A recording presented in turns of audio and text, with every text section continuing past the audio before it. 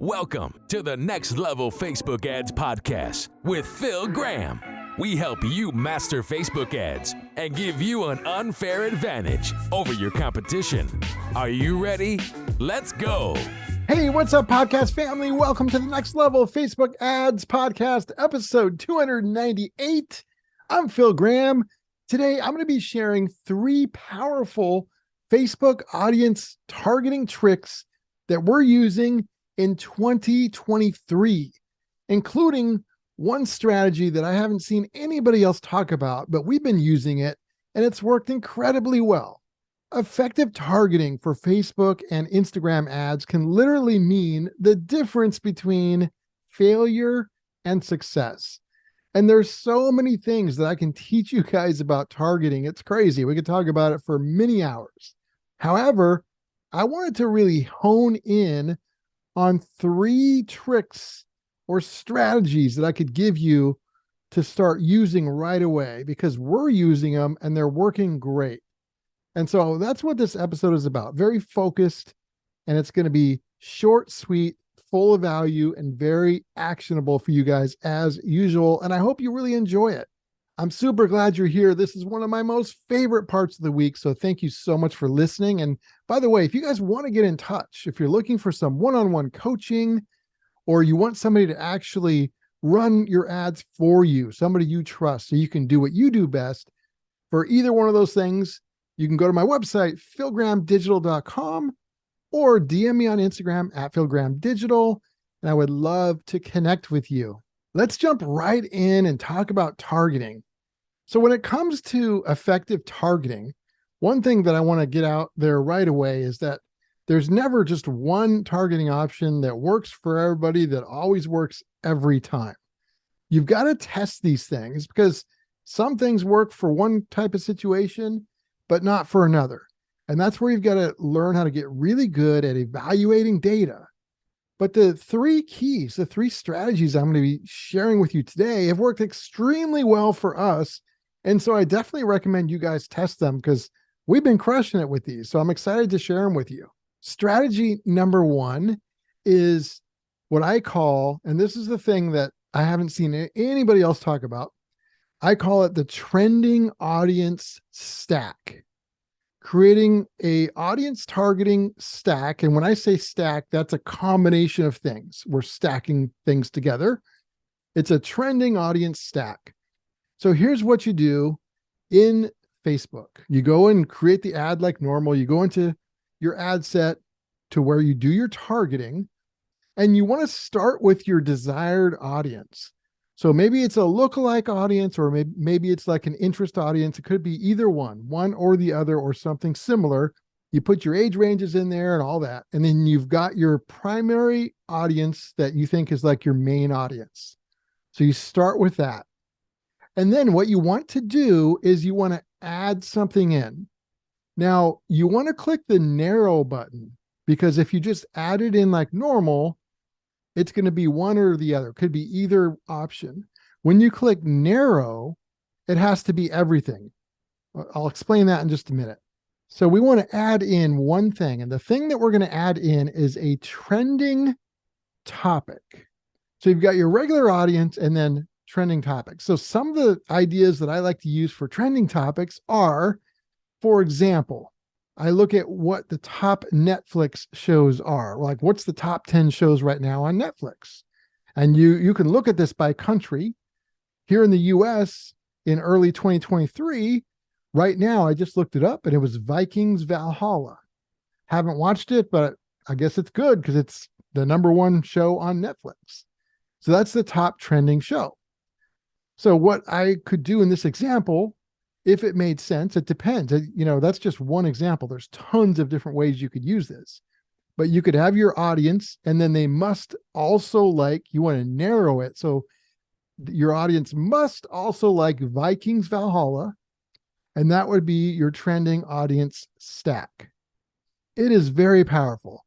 So you could choose a Netflix show. You could choose a Hulu show. You could choose just like a popular show that's been around a long time, like Seinfeld or Friends. You could choose something that's sports related. I would do that because I talk about sports all the time. You could choose something that's related to fashion or cooking or many other things. Ideally, something might be trending or kind of hot right now. That makes it even better in a lot of cases. So let's say you did something, let's say you did Seinfeld. So the targeting would be your primary audience, whatever that is, plus they have to like Seinfeld. It's not one or the other, it's both. So everybody in your audience who likes Seinfeld would be who your ad would be going to. So what you would do is when you're creating your ad copy, you would make some kind of a reference to the trending topic in your ad copy, or else why do it, right? So if it's Seinfeld, you might say something about Seinfeld or one of the characters or one of the episodes in some way in your ad copy. That's where it becomes really effective because you're targeting people that like that, who are part of your audience, and then you're mentioning that in some way in your ad.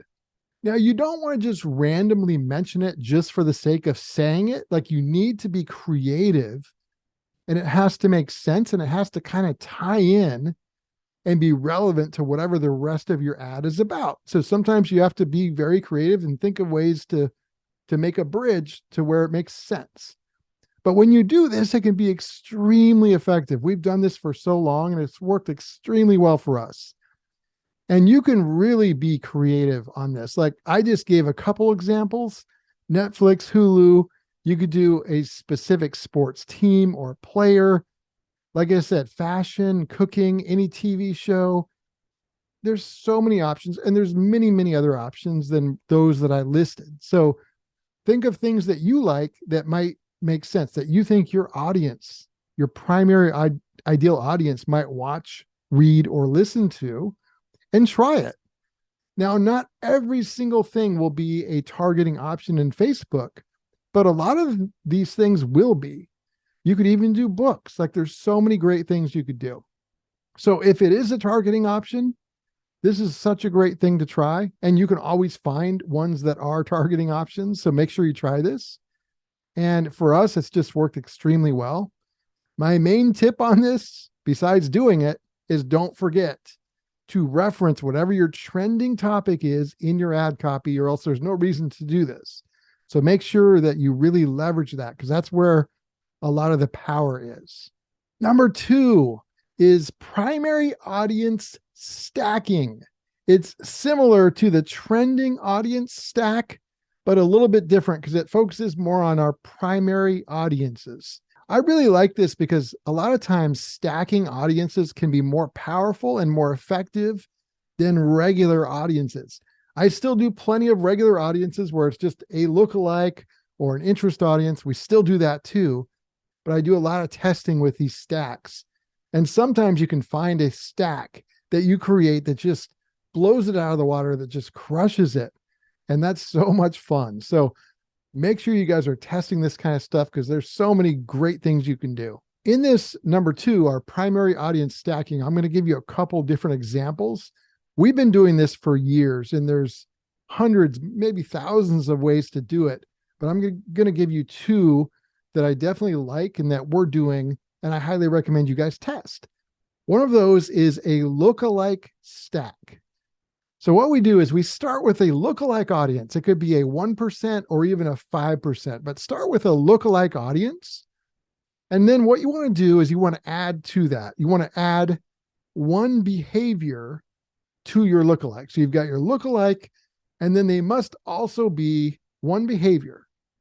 Now, I like to use purchase behavior engaged shoppers as one of the ones I like to use, but there's tons others. Don't just use that one. Like, there's a lot of good ones out there. I just used a random one. I mentioned a random one, but there's a lot you could use. So go into behaviors and look at all the options and choose one that fits your situation. It might be engaged shoppers. It might be something else, but you add one behavior, and then you also add one demographic. So it could be an age range, it could be a gender, male or female, could be a life event, or it could be work or job title. So you've got your lookalike audience plus one behavior plus one demographic. And you take this audience, it's now a stack of all of the above.